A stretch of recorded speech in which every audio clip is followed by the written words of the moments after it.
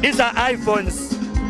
This is iPhone. This is iPhone. And this is iPhone. Where is Nokia? Nokia is not considered. Omulembe guno gwe tuliko. We don't consider Nokia. Nokia erimu iPhone kati. Bobo yagala okulaba Nokia ogenda wano mu Google Play. No child. Kabako ngambotya. No longer consider Nokia. Enaku zimembera yabayimba ababiri abakyala. Big iPhone in industry. The likes of Cindy, the likes of Sheebah. Sheebah is the iPhone. Cindy is Nokia. Where do you go? Senjogera ku Wakabi. Oyogera ku Wakabi. Wakabi ya? Yes, Sheebah. Oyagala njogere ndi mbu yazaalibwa ddi yatandika ddi ayina hiti 10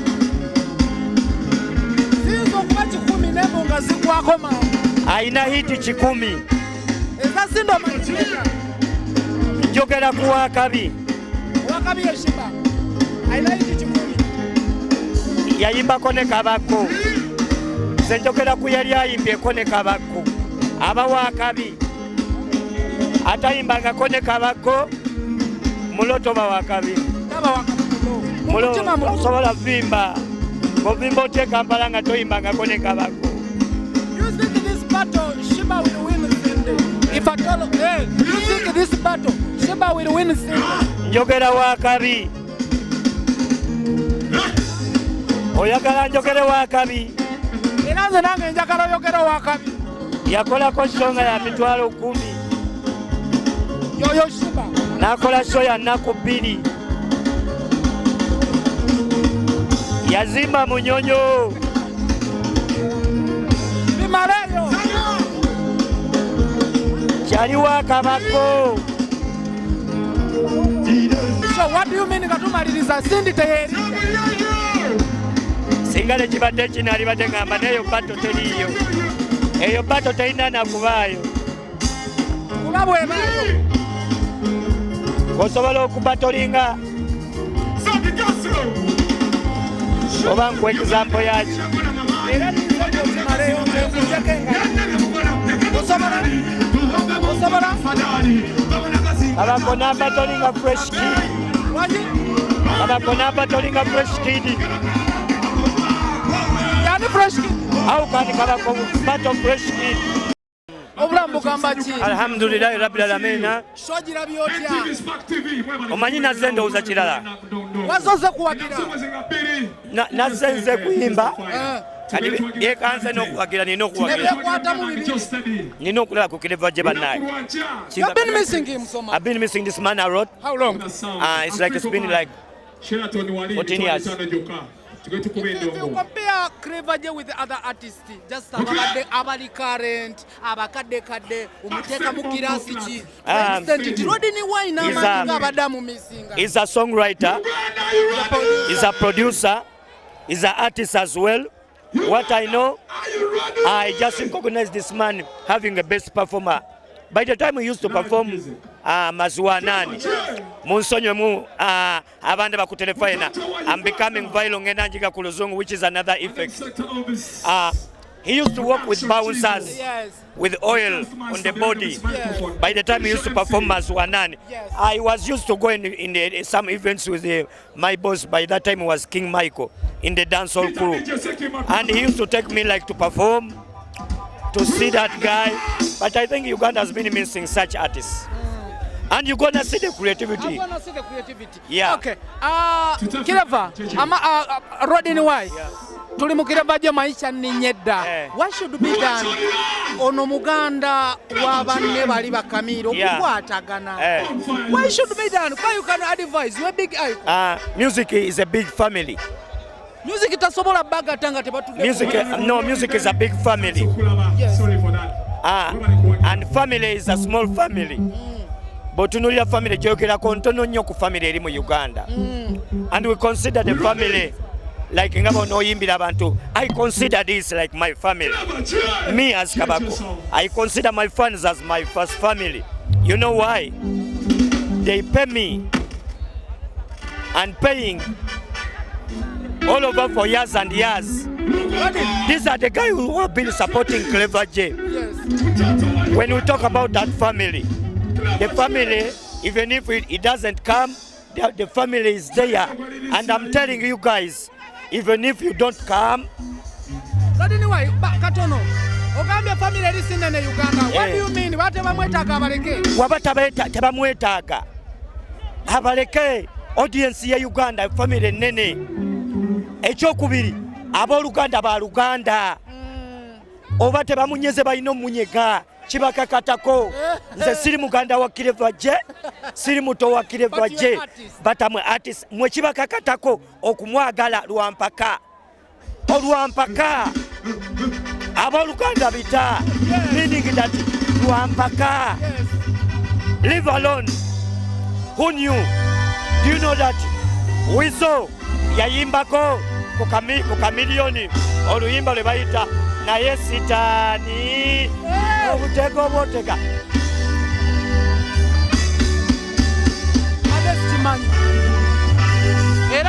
Era bakimanyi bana WEASLE yayimbira kamiliyoni ye yamuyita sitaani. Mama yomutakayo ki kitutwalawa kitutwala okutegeera mwawule omulimu ne family. Ate ekirala omulimu gumenyawo family. Omulimu tegusobola kusingira family, aye ne family tesobola kusingira mulimu. Meaning family inawe ekoma.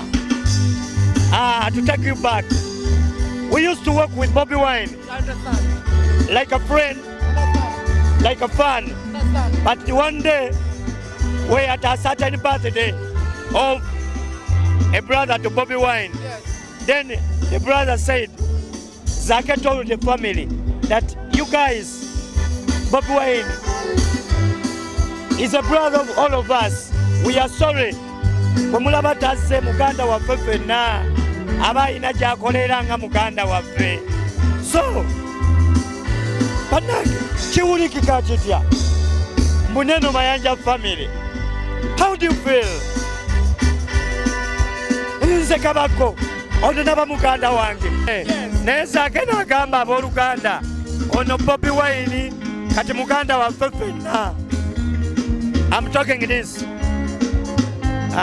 to the family, good enough, some of them are my friends.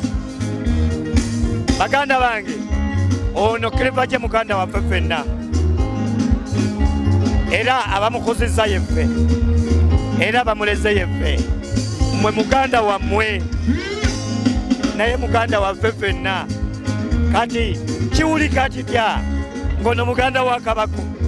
Omanyi bwe naalibadde n'etala, omanyi bwe naaliyambadde, omanyi bye naaliyogedde, omanyi bye naalikambudde nabyo nga Clever J muganda wa Kabako. Bantu tewali ne taata, mulaba jja n'omuliro, mulaba jja neki. Talk of audience kini kyaliwo enkwatya festival yagijjeeyo alina obutakanya ne promota. Sinakitegeera ekyo, sobola kyogerako. Kirabye ku social media essaawa 11. Waliwo akatamba akafuluma ng'agamba amaanyi ga sitaani ngalinga asiiza sitaani bangi bamwatakinga ebyokusaaga bogamba alabitegeeza oba asaaga era baba music is music. Mugambe n'oli yayimba ku muganda we n'amuyita sitaani. Music is music. We don't consider music as anything. Nkwata essimu 2. Nkwata iPhone kamera ne iPhone makamera. Ate Nokia.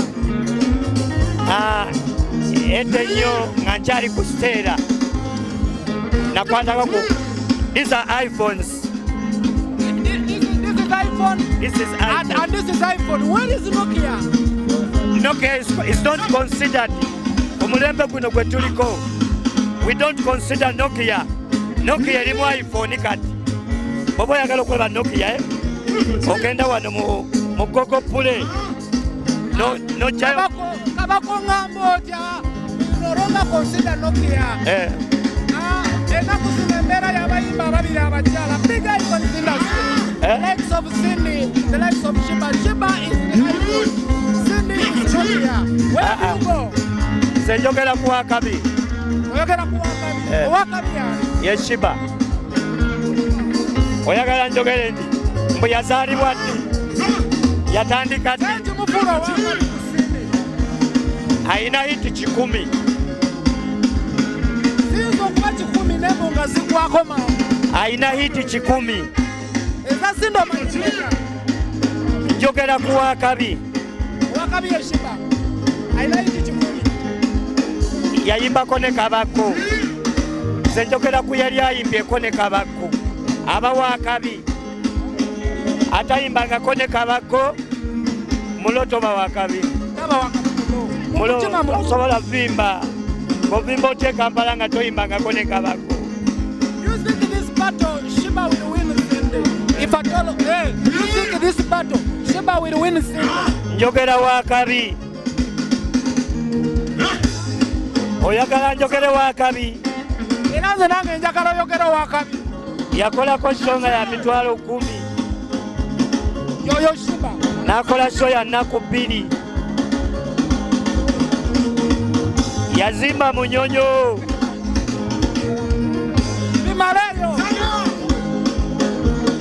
Kyaliwa Kabako.